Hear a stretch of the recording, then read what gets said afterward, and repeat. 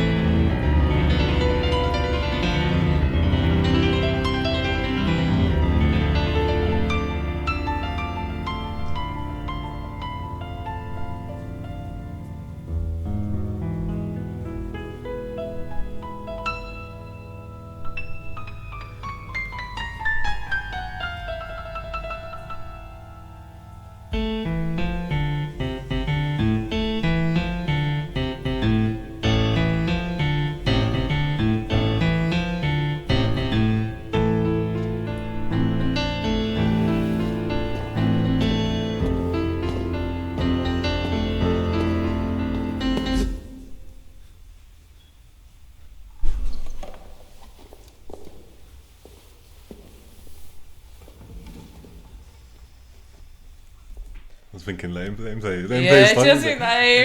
a song. Like, why is he doing that for? That was sick. Whoever the pianist was, very sick. Is that Ren? I feel like one of them has to be Ren's, and I feel like it probably would be the one interrupting that is Ren. I feel like it would be Ren interrupting the money bag. And yeah.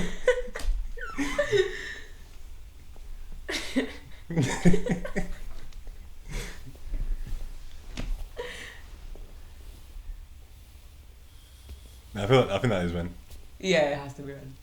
I kind of tried to use my X-ray vision to see through, and if he's taking the thing off.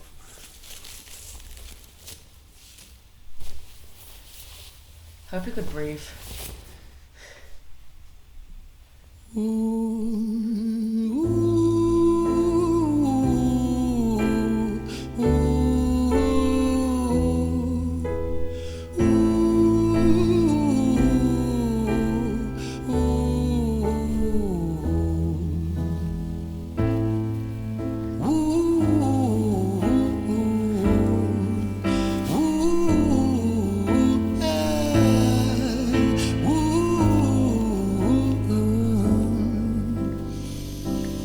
We're gonna have to learn them piano chords. Yeah. Because that sounded fire. That bum, bum, bum, bum. It's like falling slowly.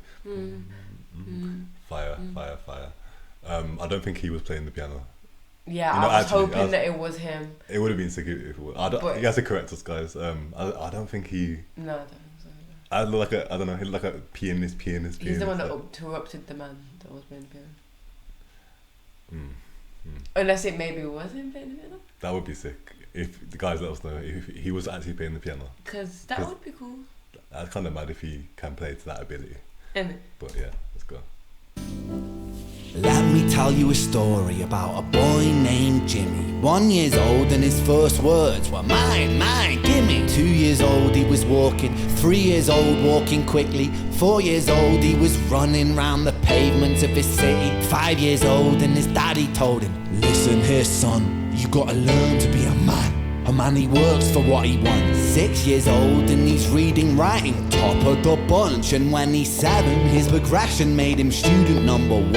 8 years old and he's praised for unusual grades. 9, his parents paid for private school to nurture the flame. 10, 11, 12, 13, he ascends and ascends. His daddy tells him, son, money is the means to all ends. 14, solving complex mathematical equations. At 15, IQ 150, still elevating. 16, he develops complex software code that detects weaknesses in cybersecurity protocols. 17, and he sells his vision, keeping the share. Not yet an adult, but he's practically a millionaire. 18 and his daddy tells him, now you're a man. This world don't give a damn about you, so take all that you can. 19, he turns a profit, stocks and shares, invest in product. 20, double down deposits. 21, his income rockets. I love the way he's going through like this boy's story. Yeah. And he's like, he's becoming one of them man that are like at the top. Yeah. With too much money. So he's giving us that perspective. Yeah, I like how he's taken like the storytelling approach with this one. Whereas obviously the other one was just kind of like just looking at the world at how it is and talking about, you know, all these money game problems basically. Whereas this one is taking more of that kind of like the tale of Jenny and Screech. That kind of vibe. Kind of storytelling. I like his storytelling. I think it's really sick. Yeah. And I think that like it's mad the way he's talking about how like this kid went to private school and that got funded, and like he was basically kind of built to be that type of person. He's been put in the environment by his dad. Well, money wise succeed, and it like basically it's mad like because you know even at the age of 6 years old you're starting to get told about all these things, but it's like it's at them ages you just want to be creative and enjoy being a child, and but you're already getting implanted in your head like now you need to be making money. If you want to be somebody in life you need to get money, this that and the other. If you want to be a man as well, like it's wild. Let's go back. It's like I hear it, like I feel like it's good to plant discipline in children, but it's like I feel like you don't want to miss out on like childhood, being a child, like, because then you'll get to a point where you like what, like, do you know what I mean? Like, I guess you could have all the money in the world, but like if you were robbed of your childhood and just, you know, like that naivety that you know, and you're just naive and you don't, you know, the world's not what it is. It comes to be like, man, interesting. Stocks and shares, invest in product. 20, double down deposits. 21, his income rockets. 22, he learns the truth is just an obstacle to wealth. If you manipulate the data, then the lie will sell itself. 23, a life of luxury, crystal and cocaine. 24, he makes the Forbes list, they're applauding his name. 25, and his daddy tells him, listen here son, while you're sitting in that palace, that don't mean that you won. 26, a business shift, he switches business to arms. He's 27, dealing nuclear and shells in Iran. 28, inside the Senate, money bought him a seat. And this is mad as well, because like I think that, you know, man will probably keep pushing because, you know, you don't have that approval from like your parent, like obviously man's made all these he's become this successful person, he's made all the P's, and then his dad's still telling him like, nah, it doesn't end here, like there's still we gotta go bigger, and he's like, how much but it's got to the point now where he's selling like nuclear weapons like man's to different countries, sold all like his programs and data and it's like probably being in them CEO positions and that, and now it's like okay, going into like selling arms to countries and stuff like that. That's wild. That is a mad jump, like trust me. You're like literally funding war now. Yeah, literally. For money, you know what I mean? He's 20. Shells in Iran. 28, inside the Senate, money bought him a seat. He's 29, a role of counsel in the president's suite. Now he's 30, his daddy says you're losing the race. You're just a servant to the king, not even in second place. 31, a big maneuver for his daddy's approval, moving imports over borders from the exports out of Cuba. 32. Okay, so now he's like trafficking people, crazy. Like over borders, and cause man, and there's supposed to be big money in that as well, you know, human trafficking and stuff like that. Wild, fam, and it happens consistently. And obviously some person at the top orchestrating all the chains below that moving these things, even like drugs and stuff like that. You know, obviously you see man selling drugs on road and that, but how do you think these things get into the country anyway? You know what I mean? Like, because man, because like a lot of countries outside of here have like the resources that we use as our drugs and stuff. Like even like opium, I think that's farmed from like poppy fields and stuff like that. So I think like Afghanistan was like one of the biggest sources for opium, and it's mad because we went there. You know, the West went there to war, because they had, you know, after like 9/11 and stuff, they went and invaded all these places, and I'm sure they profited off taking all them resources as well. Definitely. You know what I mean? Because like I guess it's like kill two birds with one stone, you know. Yeah. I'm sure they had their whatever agenda to do that, but then they're going to profit as much as they can from that as well. It's a bit mad, fam, but let's pull it back. Needs approval, moving imports over borders from the exports out of Cuba. 32 moving grams, growing kilos to tons. He's 33, filling warehouses with powder and guns. 34, turf war with nobody to stop it. Blind eye from the po-po inside of his pocket. Wait, let me hear that again. Of his pocket. Filling warehouses with powder and guns. 34, turf war with nobody to stop it. Blind eye from the po-po inside of his pocket.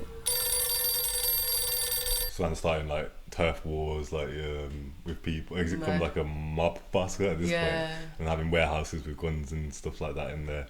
But he's saying, I think the police have come now and he's out of his pocket, isn't he? I don't know if his money's going to save him from the situation, but we'll see.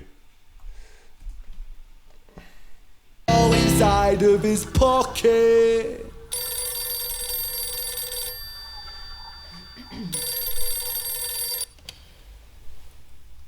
35, he gets the call. I'm sorry, son, but it's your father. Had a heart attack, I'm sorry, he's gone. 36, getting pissed up, abusing his product. 37, eyes glazed, disposition demonic. 38, with a prostitute, a moment of passion. Heating up a silver spoon and then chasing the dragon. 39, getting reckless and hungry for power. Daddy's words are still driving him to kill and devour. Makes a move against the cartel, but the strategy's flawed. They retaliate and leave him in a hospital ward. A bullet buried in his vertebra and one in his leg. The doctor sighs and says, I don't think you'll be walking again. Fuck.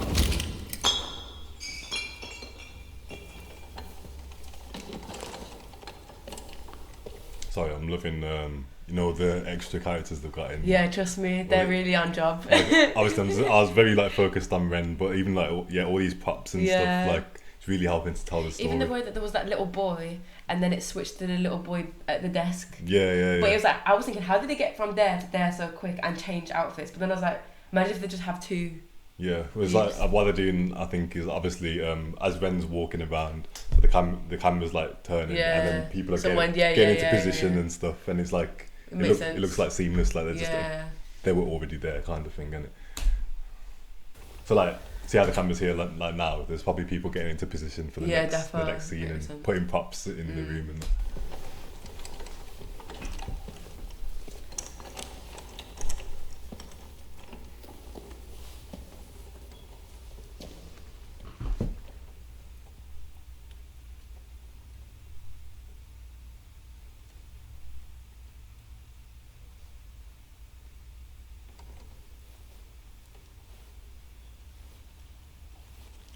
Let me tell you a story about a boy named Jimmy. He was 40 and he cursed the words, mine, mine, gimme. 41 he wasn't walking, 42 not walking quickly, 43 never running round the pavements of his city, 44 inside a palace with a mountain of gold. But those riches turn to rubble when perspective evolves. Weighing heavy on his conscience is the value of gold. Lamborghini for a life, trading money for souls. Jimmy followed the code inside the land of the free. Put your hand inside the cookie jar, take more than you need. And his example is exaggerated versions of me. And it's a version of him, and it's a version of she, and it's a version of you. There's no escaping the blame. The way we live is parasitic. Fuck the money and fame. Call the music.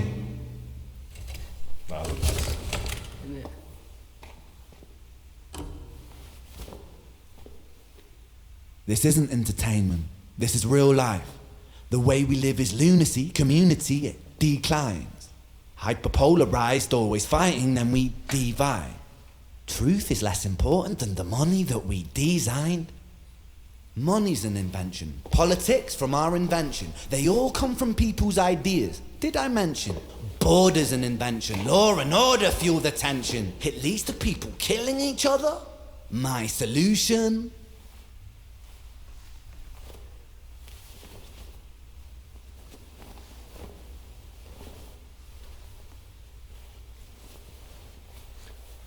Wonder if he's gonna take his own life. I wouldn't be surprised. In the video. Yeah. After all that.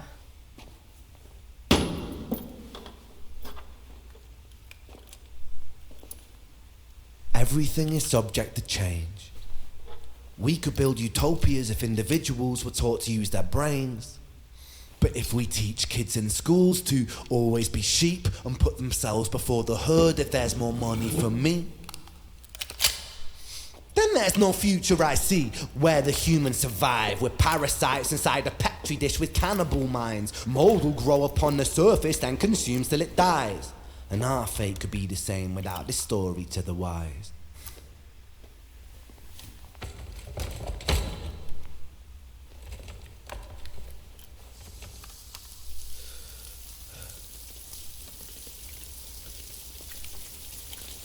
"45.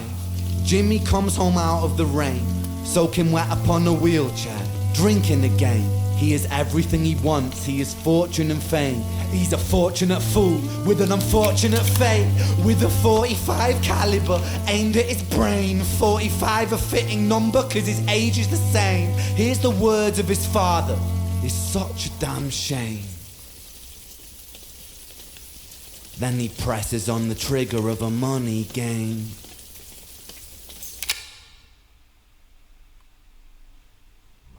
That is my favourite money game one. I didn't even want to pause that last part. Yeah, definitely not. Spoken word was mad as well. Trust me, it's nice to see different like art forms within one. Yeah, I do love to see that. Mad fam. I feel like it's mad because like Jimmy was kind of a victim of his father as well. Yeah, you literally. know, like just kept pushing him and could have just showed him love. You know what I mean? Literally. Obviously, and it just shows that all the money in the world was never enough.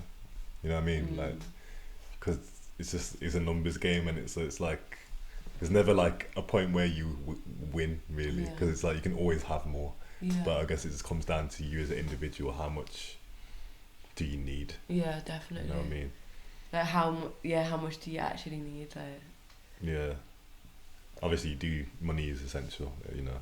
No, 100%. To pay the rent, eat. And I think that Rent actually went through that in the Money Game Part 1 and 2. Yeah. I mean, like, whichever one he did go through did, like, he just shows us that, like, we're born into a world where, like, it is just that, like, we do need money in it. And we had a whole convo about that, which was interesting. Yeah. Which he basically triggered our conversation. And he's doing it again. Yeah. He has that power to trigger deeper conversation. But nah, that was actually a beautiful, artistically that was beautiful, like just how that whole music video came together, you know, how he utilised that space to make it like, it literally was like a warehouse, isn't it? Yeah, but you kind of forgot you were in a warehouse. Yeah, literally, because of the different people and scenes. And and props and stuff, like it literally transported you, and his storytelling took you to it made you believe like, oh, we're actually in this place. Even like the use of the rain at the end with just the water pouring from above and that, like just subtle details like that, I think go a very long way, man. Like, but nah, it's deep, man. It's deep, yeah. Because I guess all these big corporate dunnies, they've got to have somebody influence them to get to them points, you know. Yeah, 100. Obviously, there's nothing wrong with, I'm not saying all corporate top, you know, millionaire type characters, but like, you know, the man doing the mad thing, like selling arms and selling people, like it's like, you know, who influenced you to get to that point, and I guess like at what point do you abandon your morals? Kind of like sell your soul, and like you abandoning your morality, your morality in exchange for more and more money. Literally. It's a scary world, really, isn't it? But yeah, guys, I hope that you enjoyed this video, and I hope you've enjoyed watching our money game journey. Yeah, that was a mad trilogy. Yeah, like I've enjoyed it, and it's definitely triggered some really important conversations, and I do recommend other people to watch it. It's definitely it'll make you think. I'll be thinking about this for a while, I think. That was a very powerful video. and I'll be sharing it with my friends, like, yo, watch this, fam. Yeah. It's a mad thing, like, but yeah, it's deep, man. It's deep. But yeah, make sure to follow us on social media. The links are down below in the description. Oh yeah, and be sure, you know, drop comment to say how did you feel when you watched this, and what's your thoughts on this video and this song in general. Also, you know, be sure to hit like if you want. You can hit subscribe if you want to stay up to date with our latest reactions, as well as the notification bell icon. Yeah, man. Thanks so much for sticking with us, guys. We hope to see you again soon. Yeah, and we appreciate all the support from all the Ren fans that have been so supportive on this page and just really encouraging us to continue going on this journey with Ren. And yeah, can't wait to hear more from Ren. But yeah, hope you guys have a fantastic day. Bye, guys. Blessings. Bye.